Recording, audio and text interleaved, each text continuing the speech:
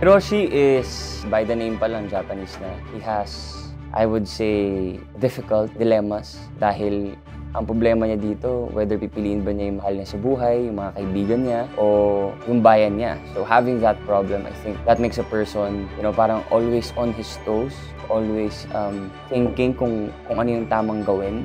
Kung meron kang problema given to you na pipiliin mo ba yung mahal mo sa buhay, o pipiliin ba natin yung happiness natin o kung ano yung tama. Si Teresita ay isang simpleng dalaga, ngunit anak siya ng mayaman.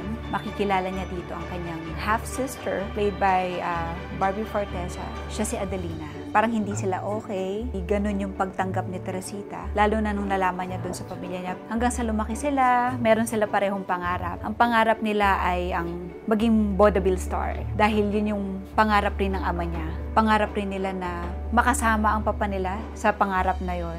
May mga kaganapan na hindi magagandang nangyari sa ating bansa. At yun ang World War II. Si Colonel Yuta Saito, isa siyang mabagsik na Lieutenant Colonel noong panahon ng mga Hapon. Narating itong rango niya na to dahil karahasan din yung ginamit. Ganon siyang klaseng tao. Isa siyang Hapon na nag-aaral sa Pilipinas nung bata siya. Meron siyang galit na namuo talaga at dinala niya hanggang kanyang paglaki. Sobra siyang driven sa mga gusto niyang mangyari. Pag meron siyang gusto mangyari, sisiguraduhin niya na makukuha niya yun.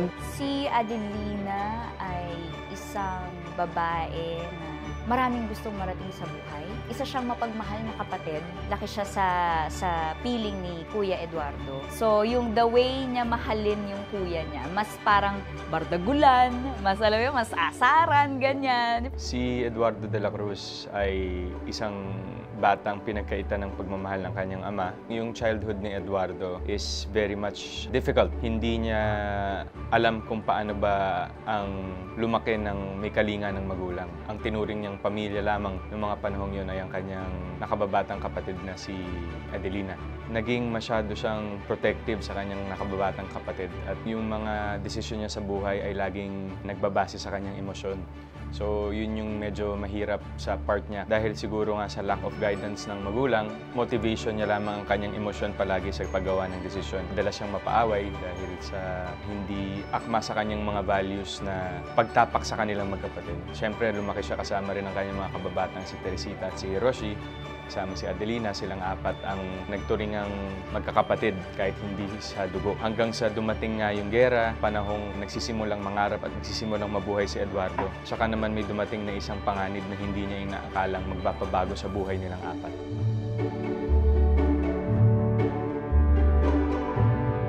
Si Hiroshi kasi, he grew up in the Philippines. So, nung nasa Philippines siya, nagkaroon siya ng mga close friends. Yun nga sila Alden, sila Barbie, si Sanya. And then, when he left, even if ayaw niya yun, he still did, di ba? Tapos pagbalik niya, parang malaki yung turnaround na parang he has to mature that fast dahil sa pangsasakop ng Japanese. I think yung weakness ni Hiroshi is correlated to his strength dahil lahat ng weaknesses niya, he always finds ways para ma-overcome niya yun. Mahina yung kalooban niya. He tends to suppress his feelings. Gusto niya i-please lahat ng tao. Nung tinanggap ko kasi itong role na to, nagandahan na ako agad doon sa kung paano siya in-execute yung story, kung paano ipinaliwanag sa akin ng maayos ni Miss Suzette Doctolero yung role ko, doon pa lang ang bigat niya. And lagi kong gustong yung mga roles na alam kong matcha-challenge ako. Ang strength ni Adelina para sa akin ay ang kanyang pagiging bata.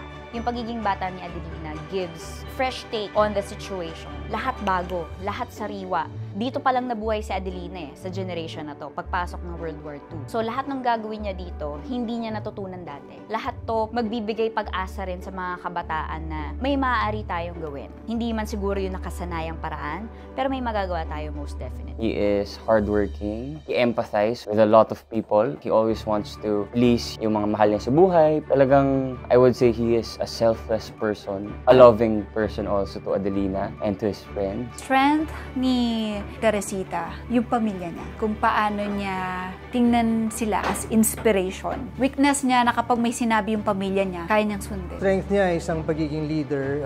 Isa siyang napaka-strong ng character niya. Kumbaga, meron siyang commanding presence. Maabilidad din siya dahil marami siyang mga nagawa na achievements. Yun na nga, bukod dun sa mga masamang experiences sa mga Pilipino. Sa tingin ko, weakness na rin yung mga Pilipino dahil napaibig naman siya sa isang Pilipina. Si Eduardo, yung mga lakas ng kanyang pagkatao ay pagmamahal sa kanyang mga mahal sa buhay, pagmamahal sa bayan, pagmamahal sa kanyang prinsipyo. Yun yung hindi natin pwedeng questionin sa kanya dahil yun ang naging motivation niya para gawin ng mga bagay para sa mga importante sa kanyang puso. Ang malinaw sa kanya is ang kailangan niyang iligtas ang mga tao sa kanyang paligid at kailangan niyang ipaglaban ang kanyang pagmamahal sa kanyang bayan laban sa mga mananakop. Ang weakness naman ni Adelina, pakiramdam ko, ay ang kanyang pamilya. Masyado siyang involved sa kanyang pamilya na lahat gagawin niya, lahat isasakripisyo, itaya niya ang buhay niya para sa pamilya.